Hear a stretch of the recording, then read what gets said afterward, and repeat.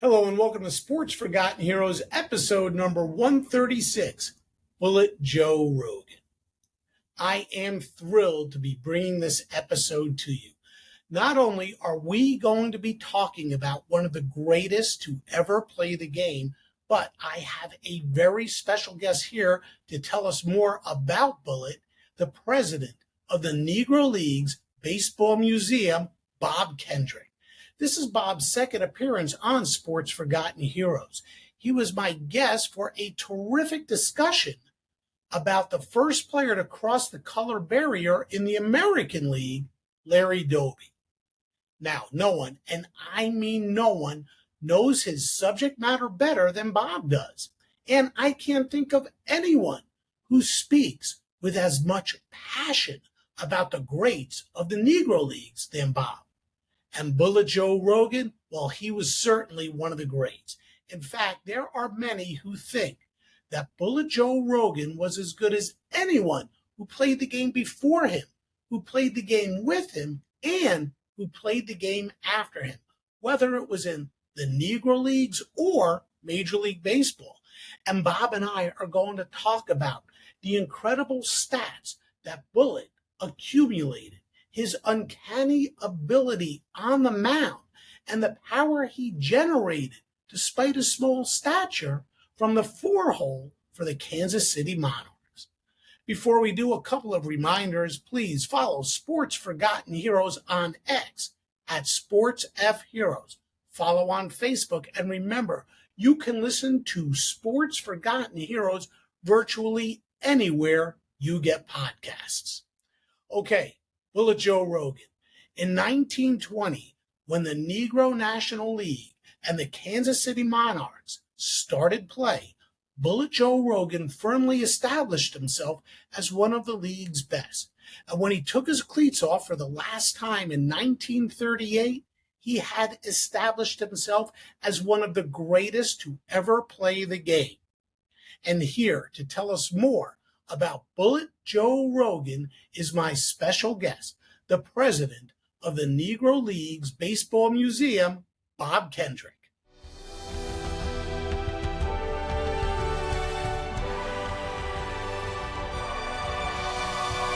Bob, thanks for joining me on Sports Forgotten Heroes. So happy to have you back.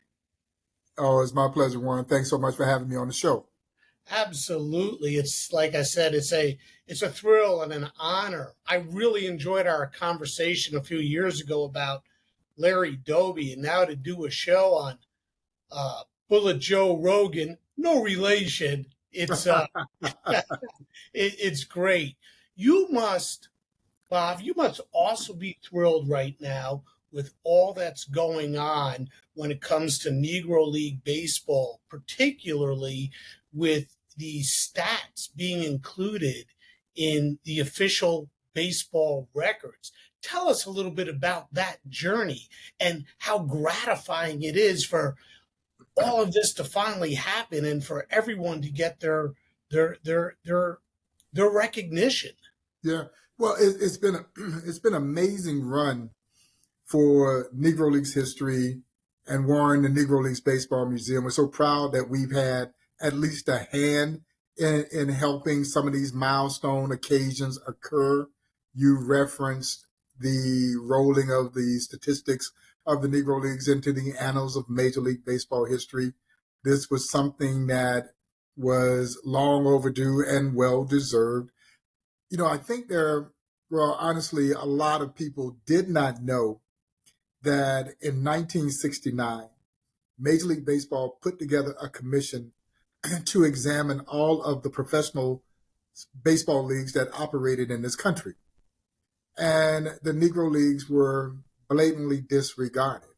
I mean, leagues like the Federal League and some other leagues that had not nearly the significance of the Negro Leagues were rolled into the annals of Major League Baseball's record books. But the Negro Leagues had been blatantly disregarded.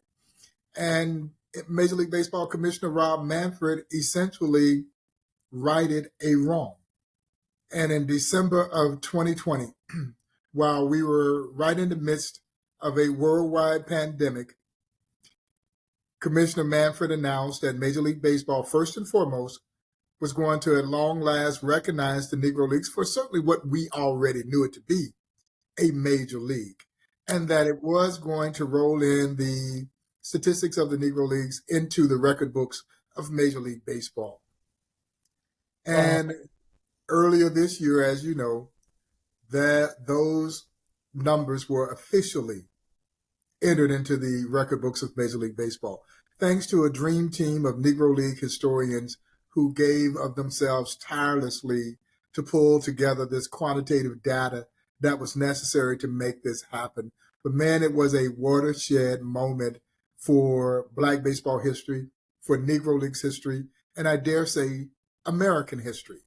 And you couple that with the recent salute to the Negro Leagues at Rick Wood Field, which had the eye of the baseball world watching this celebration of the Negro Leagues at a place that a 17-year-old kid by the name of Willie Mays began his illustrious professional baseball career. This was also monumental. And so these things have really led to, I think, heightened interest in the Negro Leagues. We are feeling it at the Negro Leagues Baseball Museum, which I am tremendously excited about. And as I mentioned, very proud of our role in helping shape some of these milestone events that we're seeing around Negro Leagues history. And one day I'm going to make it out there. I try to do my part when I can. I love baseball, just love it, you know. And I've had you on to talk about Larry Doby. We've talked about Oscar Charleston on my show, and Effa Manley, who is just a terrific story as well. Today we're talking about Bullet Joe Rogan. And if you can, you know, there are so many greats who have played Negro League, you know, who've been in the Negro Leagues, who, you know, have never been discussed. And I don't think Bullet Joe Rogan gets enough recognition for the kind of ball player he was. If you can, please give us a quick synopsis of who Bullet Joe Rogan was. Wilbur Bullet Rogan. He was, in my opinion, one of the two first superstars of the Negro Leagues when it was established in 1920. Now, there were a lot of stars in Rube Foster's newly established Negro National League, but Bullet Rogan and Oscar Charleston were superstars. Yeah, they were in another stratosphere, so to speak. And Bullet Rogan was a tremendous athlete, even though, Warren, he didn't look like an athlete. And I'm so excited that the phenomena who is Shohei Ohtani, the great Japanese ball player. You found him in here too. I am so glad that his success has led folks to the Negro Leagues Baseball Museum to talk about some of the great two-way stars of the Negro Leagues. Bullet Rogan, I believe, was that first great two-way star. And honestly, if you were going to draw a comparison to someone, Ruth is not really the comparison. And I know that's the natural comparison that people want to make when they look at what Shohei has done as a two-way star in Major League Baseball.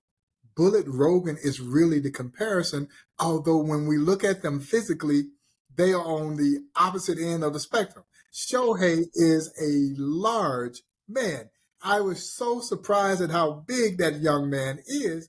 Bullet Rogan might have been 5'7", 5'8", weighed 175 pounds. Satchel Paige would call him a chunky fella. But he was a tremendous athlete. Bullet Rogan is in the National Baseball Hall of Fame as a pitcher. And he was one of the Negro League's dominant pitchers. But when he wasn't pitching, Bullet Rogan hit cleanup and played the outfield for the Kansas City Monarchs.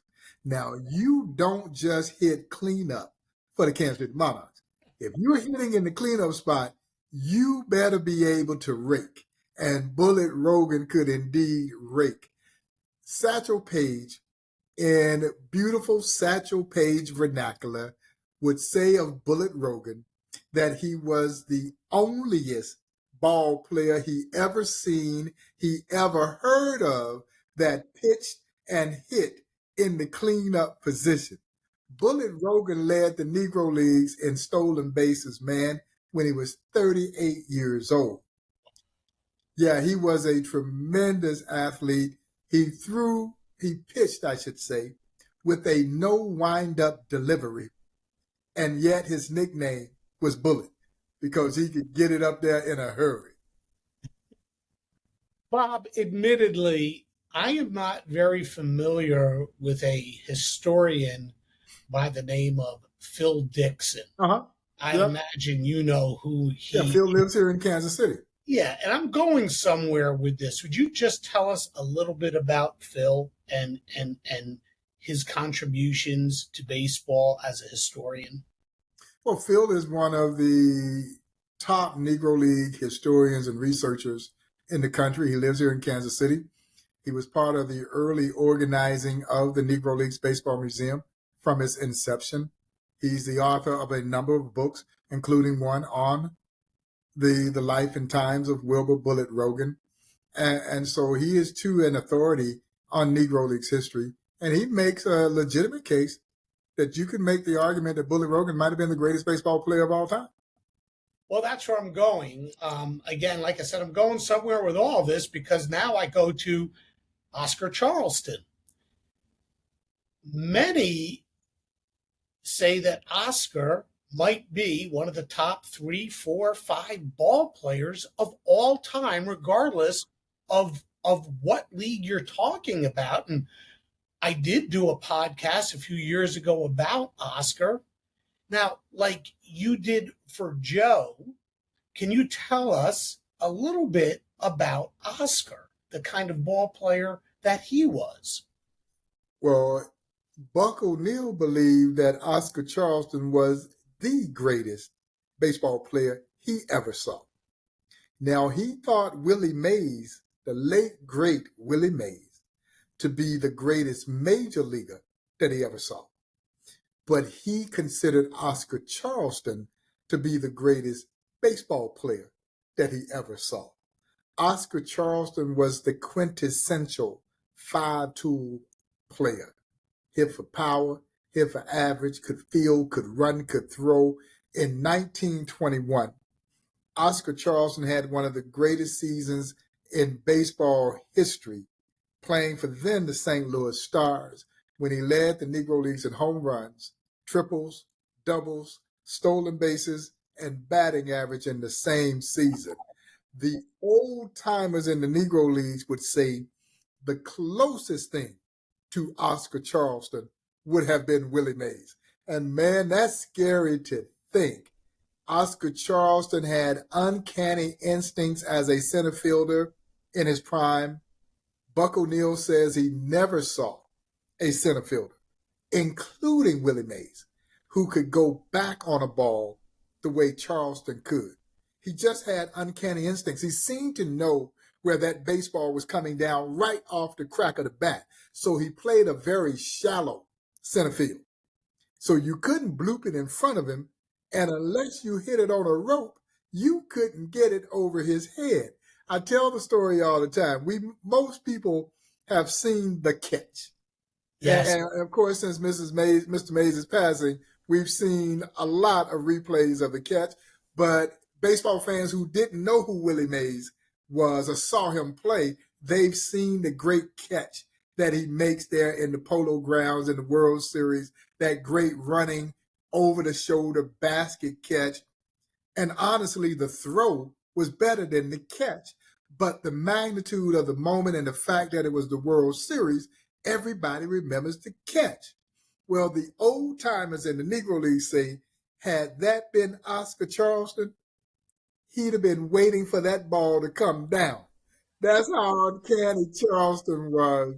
And Buck would say one of the strongest men he had ever seen. Said that Charleston could take a baseball, put it between both palms, and turn the leather on the baseball. Just freakishly strong. Yeah, that was Oscar Charleston. So this is where I'm going. And I think to me, it really stinks that we don't have all of the true, complete records from all these great ball players who played back in the day in the Negro Leagues. But as Phil points out, during his research, these numbers, he said that Bullet won more than 350 games as a pitcher, struck out more than 2,000 batters, accumulated more than 2,500 hits, 350 home runs, and 500 stolen bases. Bob, how the heck do we not know more about Bullet Joe Rogan than we do? He has got to be right there with Oscar, if not ahead of Oscar, and who knows who else, one of the top 5 of all time. Just how good was he? Tell us, what kind of a ball player was Bullet Joe? How good was he? As Buck O'Neill would say, he was better than that. Yeah, he was an outstanding ball player. And Bullet Rogan was part of the legendary 25th Infantry Wreckers, one of the greatest military teams, all black military team, one of the greatest military teams ever. They dominated everybody. And that is where most of the guys on that Wreckers team would become early members of the Kansas City Monarchs when they were a charter member of the Negro National League in 1920. Rogan, Lemuel Hawkins, Heavy Johnson, these guys were all part of that great Wreckers team, and Rogan dominated on every level of play that he participated in. He's older by the time he gets to the Negro Leagues, and he was still tremendous. This year marks the 100th anniversary of the very first Negro Leagues World Series, held in 1924 between our Kansas City Monarchs and the Hilldale Club out of Darby, Pennsylvania. The Monarchs would win that inaugural World Series, becoming Kansas City's first major professional sports team champion of any kind in 1924. And they were led, of course, by Hall of Famer Wilbur Bullet Rogan, and also Hall of Famer, great Cuban ball player, Jose the Black Diamond Mendez. But Rogan was the star. And in 25, the two combatants meet again. And the Hilldale team won that World Series primarily because Rogan missed that World Series because of an injury. That's how good Bullet Rogan was. Well, you brought up the name earlier, Shohei Ohtani, and that's who we have today. And you got to be sleeping underneath a rock if you don't know about Babe Ruth, obviously. That's the kind of player that Joe was. He was a Shohei Ohtani. He played pitcher and he was a hitter. Babe Ruth, again, there are some people that don't know, he was a great pitcher before he became solely an outfielder. There have been very few in the history of baseball that could do what Bullet did, what Shohei does, what Babe Ruth did. Where did this all come from? Tell us about Bullet's introduction to the game and how and where he refined his skills. Well, I think his love for baseball, like most of those who follow this game, and in Bullet Rogan's case, was able to take that passion he had for the game and go ahead and play at the professional level, which the Negro Leagues opened up that opportunity. The Negro Leagues were established in 1920. So the same year that Rogan plays for the Kansas City Monarchs, that is part of that inaugural season in 1920. And that's why I talked about Rogan and Charleston being the Negro League's first two superstars, because they were part. Charleston at that time was a member of the Indianapolis ABCs. Rogan, of course, was doing his thing for the Kansas City Monarchs. And both of them just kind of burst on the baseball scene from a professional baseball standpoint. Rogan had already been doing his thing in the military, playing for that 25th Infantry Wreckers team, which was dynamite. And so, again, the thing that strikes me is when you look at him on surface level, he didn't strike you as a great athlete because he didn't look like what we would think a great athlete would look like, but he was. Everything about him. You know, as a pitcher, I mentioned the fact that he pitched with a no windup delivery, but he also had a devastating curveball. Buck O'Neil would describe his fastball as a heavy fastball. And he threw a palm ball. He threw basically the kitchen sink at you. But then when he wasn't pitching, as I mentioned, he played the outfield. So it wasn't, you didn't get any rest. You played the outfield and hit cleanup. That is unprecedented. You just don't hear of that. And Rogan was doing that way back in 1920. And he had a lifetime batting average of well over 300 and had 20-game winner kind of stuff for the Monarchs. He just dominated everyone. You talk a little bit about the Wreckers in the Army. I don't know if you can answer this question. How did they put that team together? Because there wasn't Negro League baseball back there, you know, when Joe enlisted. How did they find all these guys and put them together? And how did they create such a great team? Yeah, but you know, this goes back to World War I, and there seems to have been a long history of military baseball. And so black enlistees were playing baseball on those military teams as well, segregated military baseball teams, just as they were segregated military units. All those guys from that 25th Infantry Wreckers team would have been considered members of the Buffalo Soldiers. And, well, in that case, Jackie Robinson was a Buffalo Soldier. And so, but baseball has always been a prominent and prevalent part of African-American heritage. We have a tremendous legacy in this game that goes back to the 1800s. And there is evidence of us playing as enslaved people. So this was not a new phenomena of blacks playing baseball. Yeah, we've always played this game, and quite frankly, we've always been good at this game. It was just that society was trying to prevent them from playing this so-called America's national pastime. And the Negro Leagues fueled that opportunity for them to play professional baseball, a league that was mirrored right after Major League Baseball. And it would represent the highest level in which an African-American, and in many cases, a Spanish-speaking athlete could play baseball in this country. And so, but there has always been this long-standing passion for the game within the African-American community. Can you tell us a little bit more about his enlisting? If I follow the story correctly, he dropped out of school, but he wasn't old enough to enlist. So he lied about his age. Yeah. He lied about his age. Oscar Charleston lied about his age to enlist in the Army. Oscar Charleston was 15 years old when he went into the Army, and then eventually served in World War I. And so Rogan, same thing, lied about his age to enlist. And they were rough and tumble. They had life experiences that made them tough. And you could see that toughness in the way that they played the game.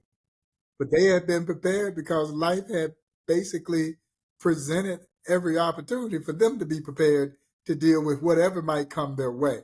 If you could imagine, again, in the case of Oscar Charleston, 15 years old, and he's serving in the U.S. Army. Wow. Back to the field,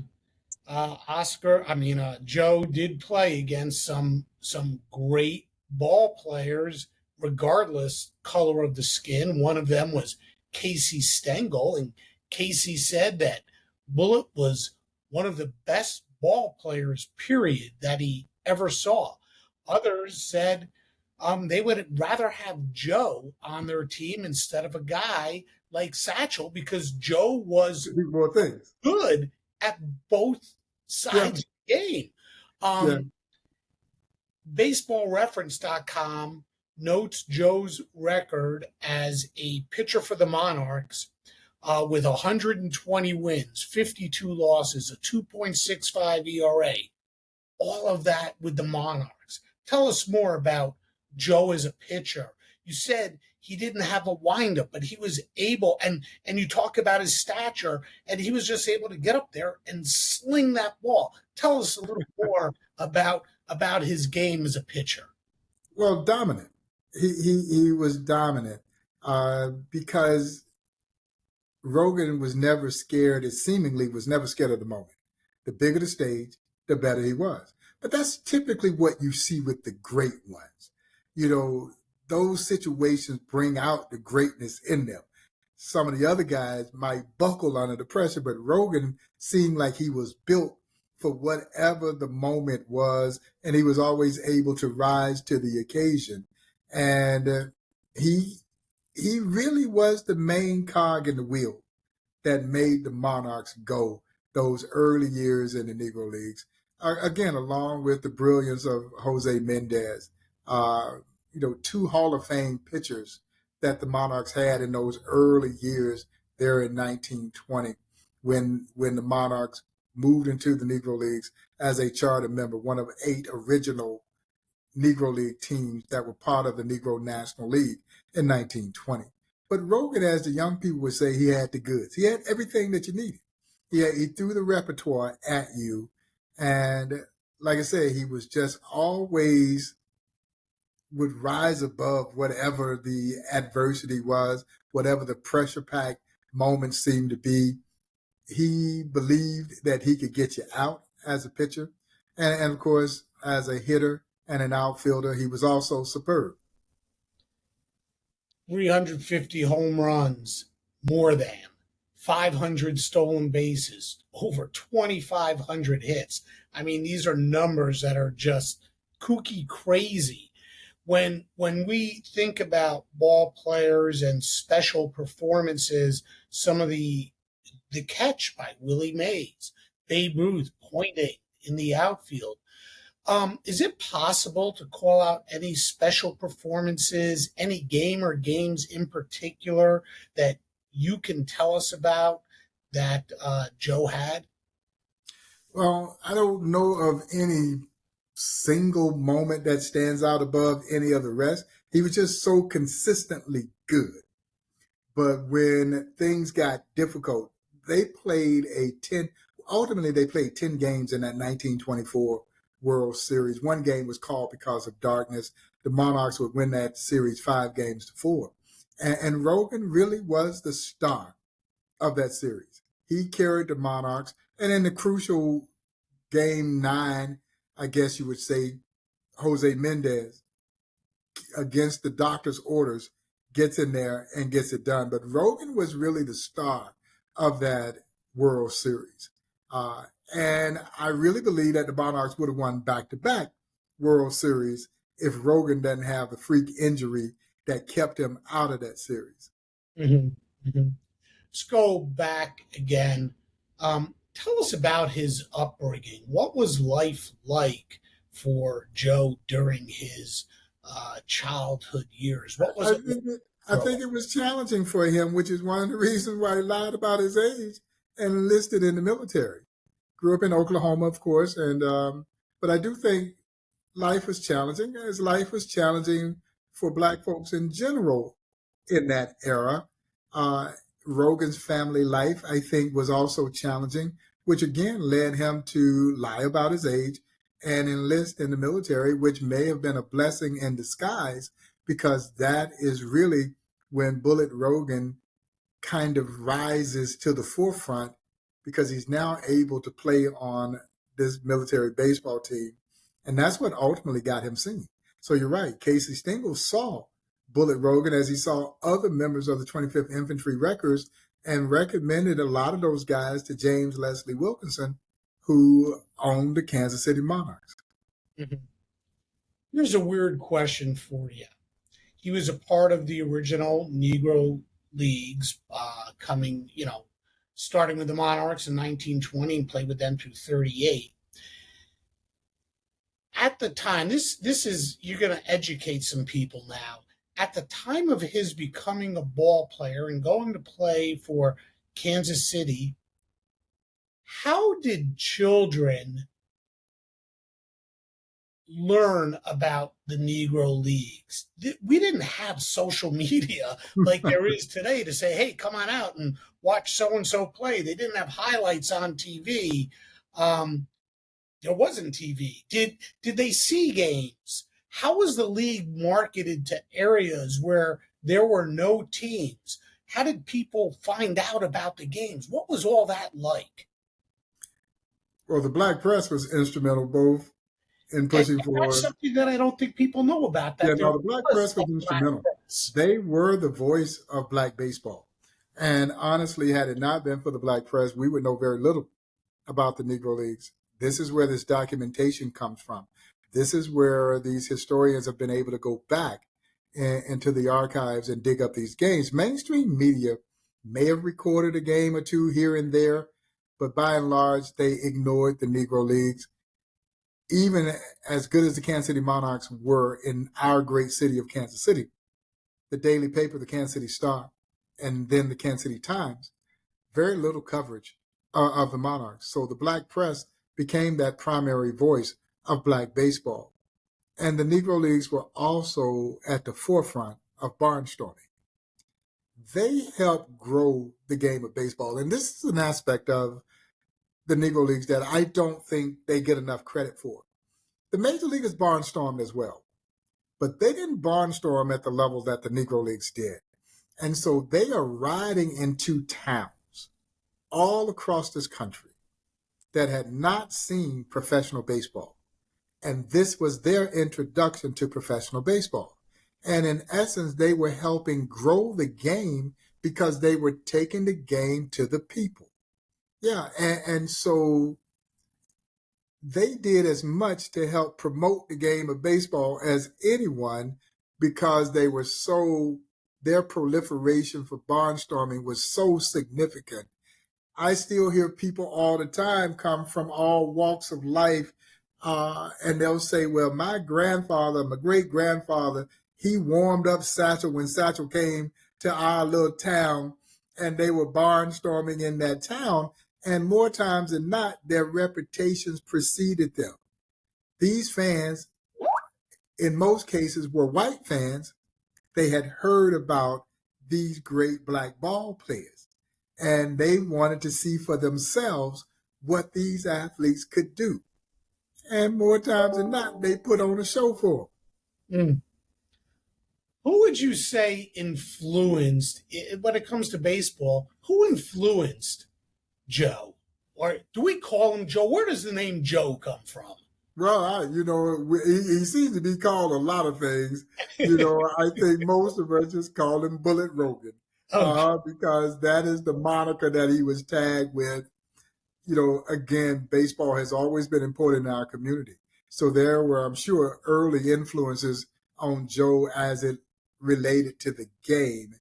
And it's just something about baseball. You pick up that baseball, I don't know how he got started in the game, but I can imagine that once he picked up that baseball, there was something magical that happened with him, as it is with most of those great athletes when you're introduced to something that you absolutely fall in love. As Buck O'Neil would say, the first time he hit that ball, that was it. Yeah, you fall in love with it.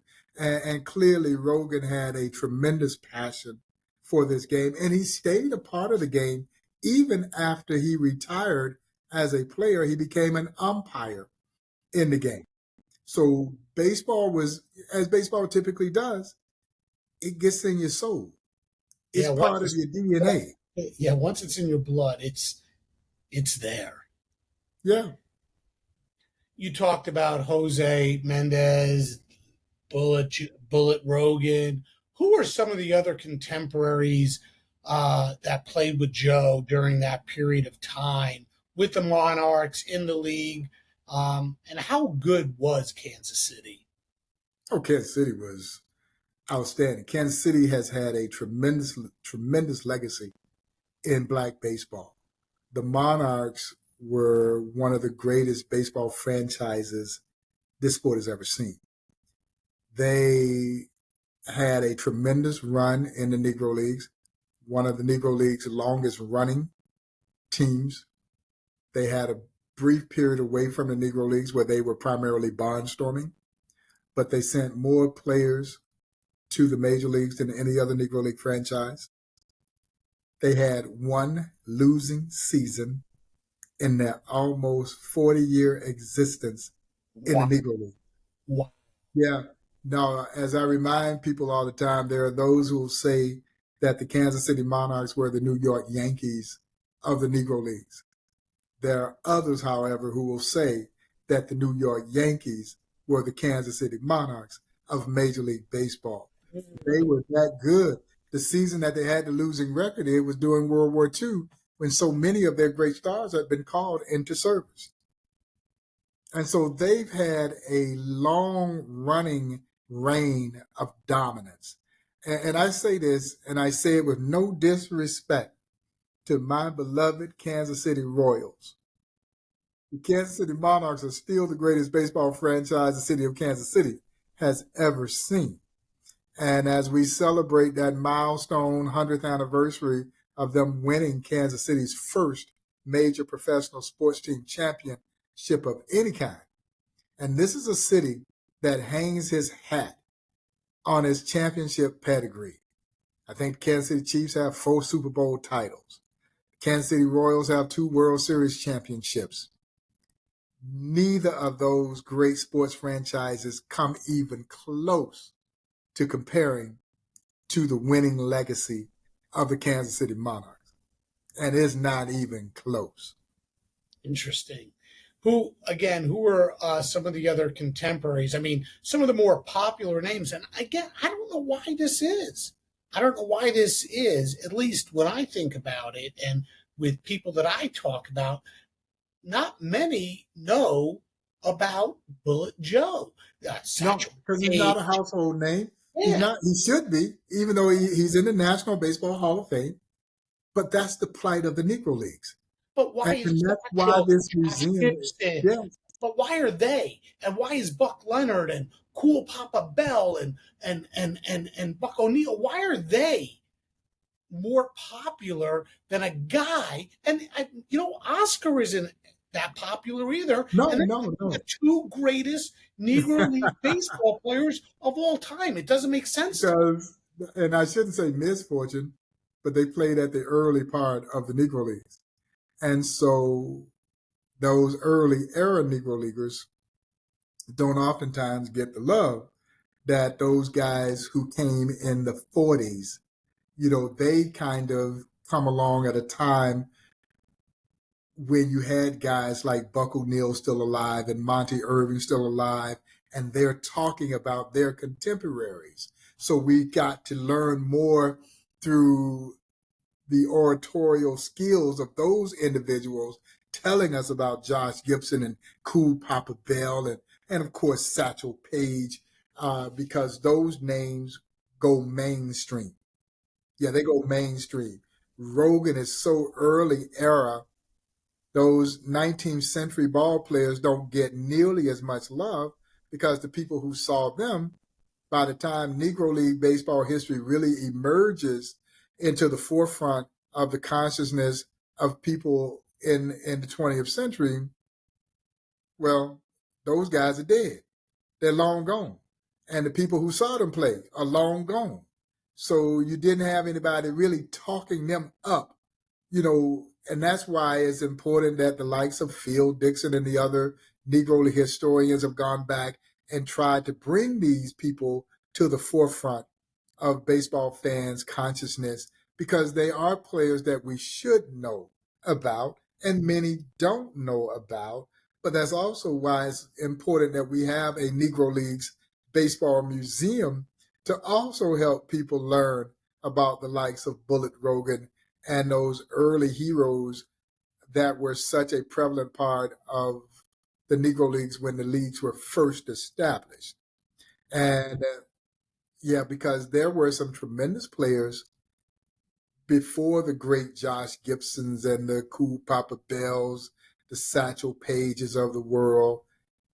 Those names, as I mentioned, they are transcending kinds of names. Most baseball fans have at least heard those names. Now, Warren, they may not know how good these guys really were, but you've likely heard those names. But when we start to talk about the likes of Bullet Rogan, Jose Mendez, John Donaldson was before Rogan.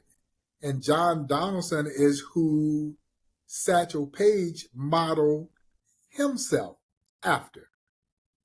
Yeah, and John Donaldson was one of the most dominant left-handed pitchers this game has ever seen.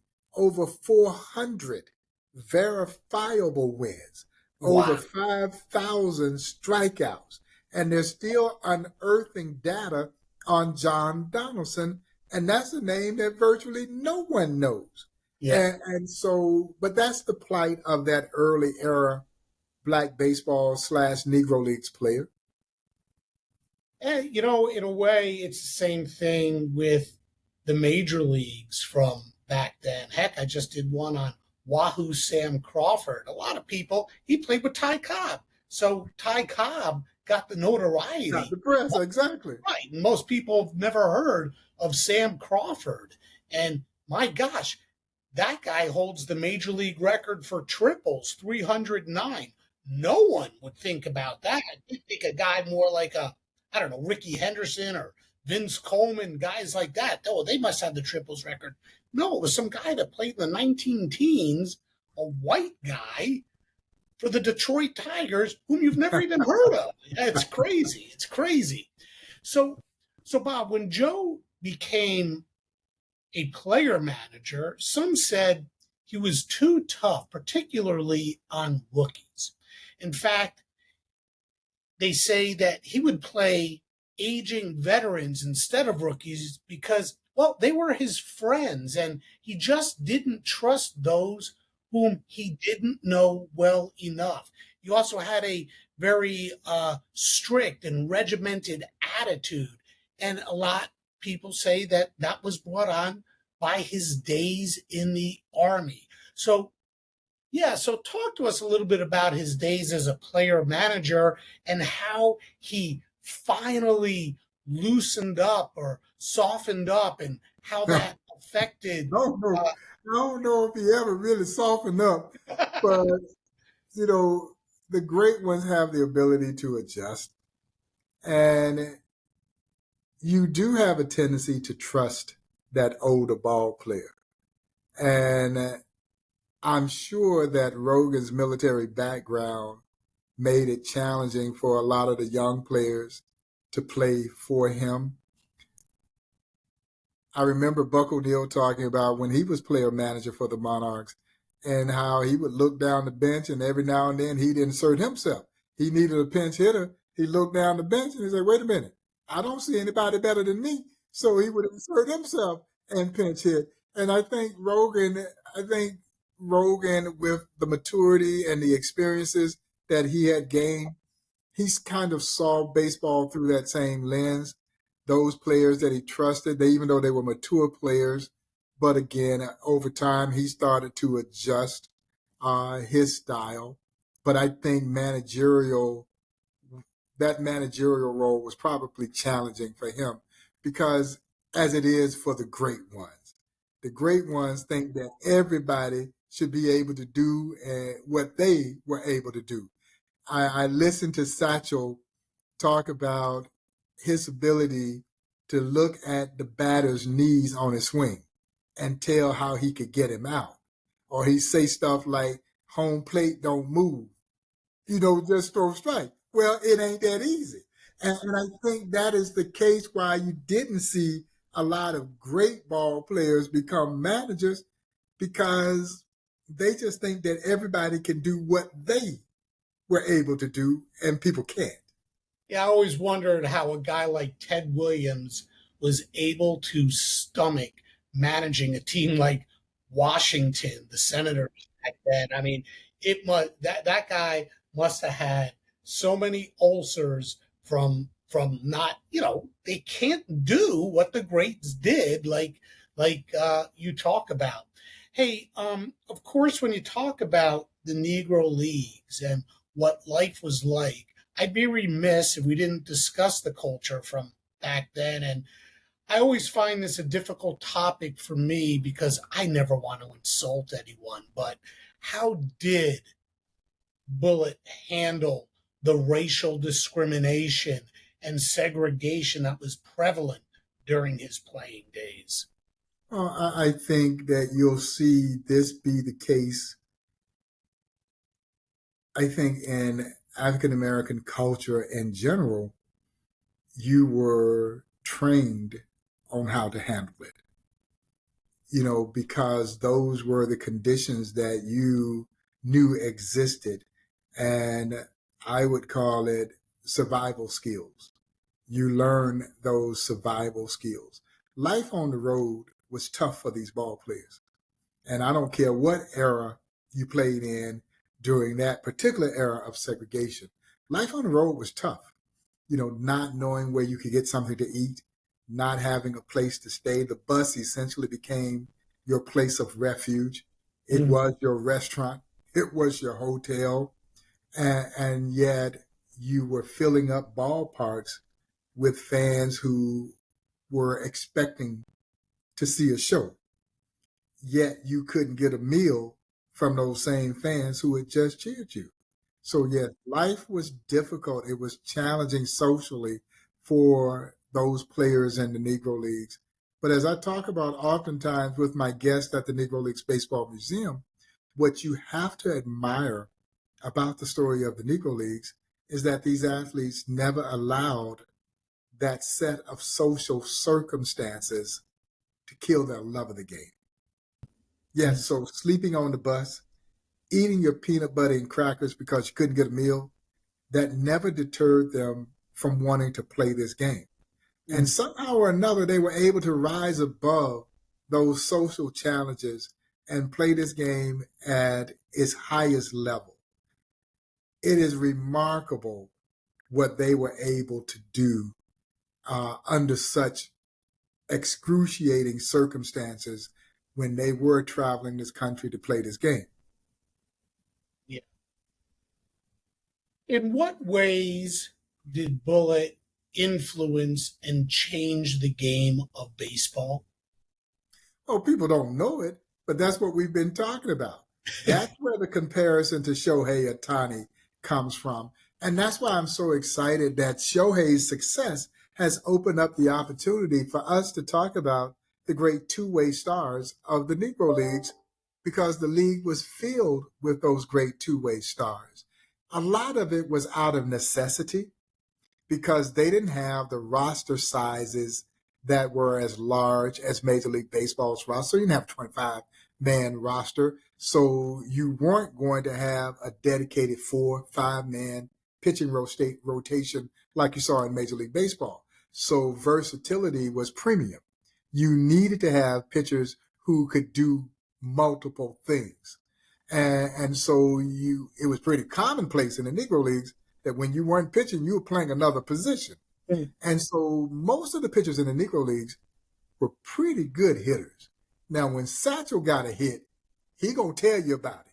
But when your stuff is as good as Satchel, well, you don't need to. You just focus on pitching. Yeah, that's all you need to do. But most of the pitchers in the Negro Leagues were pretty good hitters, and they were going to play multiple positions. And so that opportunity to talk about that, and it's not just Bullet Rogan. Hilton Smith, who pitched for the Monarchs. Hilton Smith is in the National Baseball Hall of Fame. When Hilton Smith wasn't pitching, he played the outfield, won a triple crown in the Negro League. And Buck O'Neill says the greatest curveball he's ever seen. My dear friend, the late, great Monty Irvin, would say that Hilton Smith's curveball was so good that you could know that it was coming, and the break on it was so sharp, and you still couldn't hit it. Yeah, and so Very few folks know about Hilton Smith, even though Hilton Smith is in the National Baseball Hall of Fame. Hilton was on the same teams with Satchel Paige. When Satchel Paige walked in the room lit up. You knew Satchel was in the room. And if you didn't know Satchel was in the room, Satchel was going to let you know that he was in the room. But Hilton Smith was the polar opposite. Quiet, unassuming, workmanlike, but just as lethal. And he was a great two-way star. The likes of Ted Double Duty Radcliffe, who earned his nickname Double Duty when the great sports writer Damon Runyon saw Duty catch a Satchel Paige shutout in the first game of a doubleheader, pulled off the catcher's gear, took the mound, and threw a shutout in the second game of the doubleheader, said he was worth the price of 2 admissions. He was nicknamed Double Duty, and he is one. I believe Double Duty should be in the National Baseball Hall of Fame. But guys like the great Martin DeHigo nicknamed him El Maestro, the master, because he could do it all. Warren played all 9 positions and played all 9 of them well.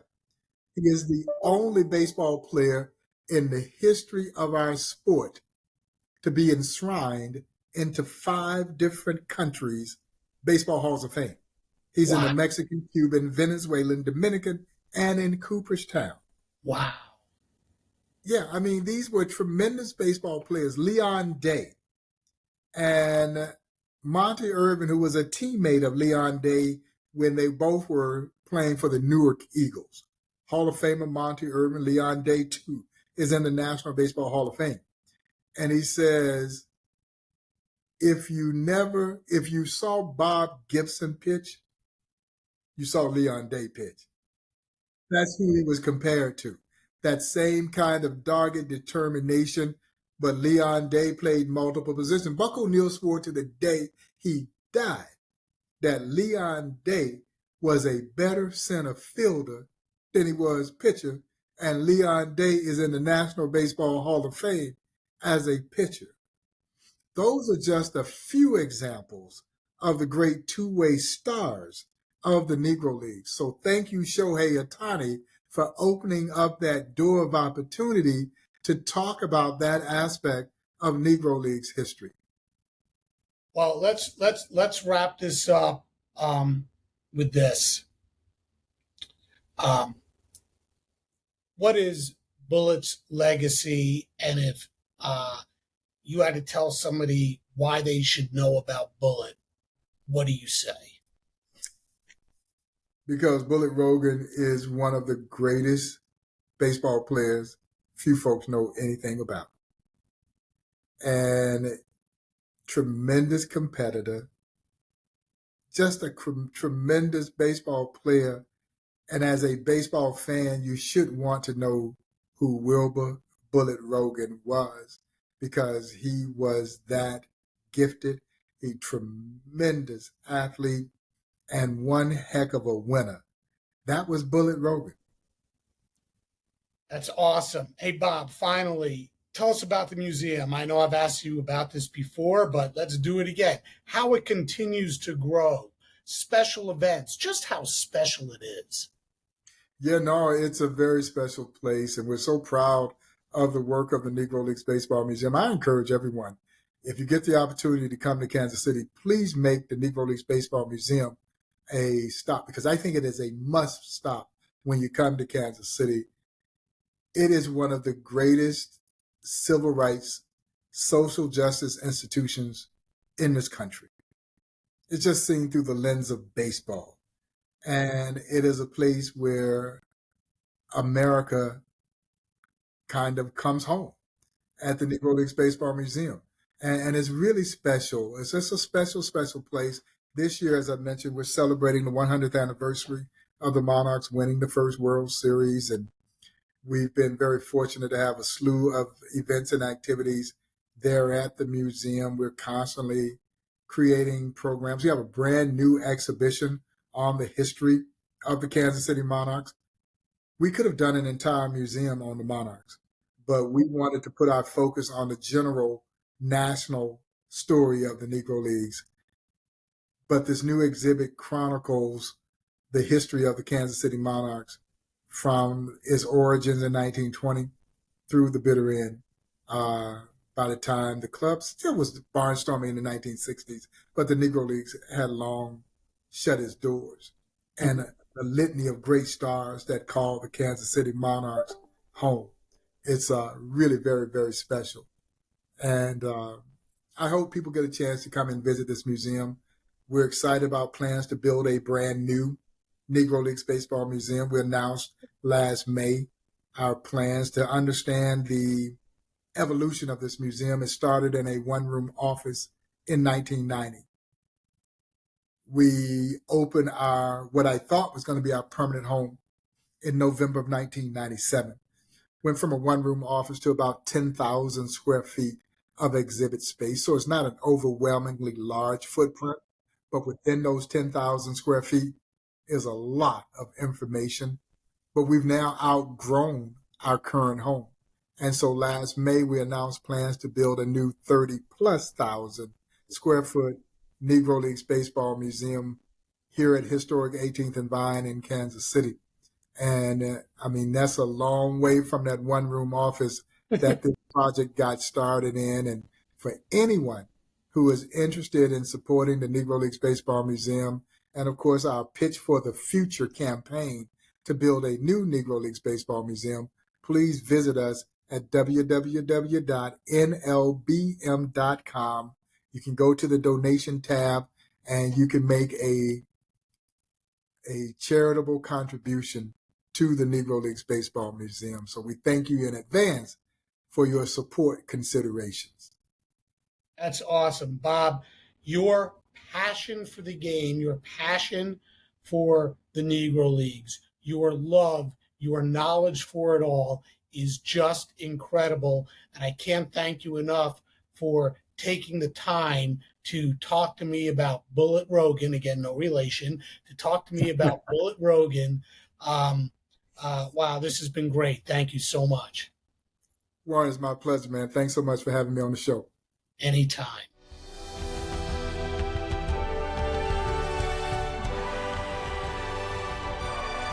I can't thank Bob enough for joining me on Sports Forgotten Heroes, and I certainly hope you enjoyed the discussion. Hey, if you're interested, please visit nlbm.com to make a donation, as the Negro Leagues Baseball Museum is on a mission to make the museum even better and bigger. That's nlbm.com. Once again, I'd like to thank Bob for joining, and thanks to all of you for watching, and I'll see you next time on Sports Forgotten Heroes.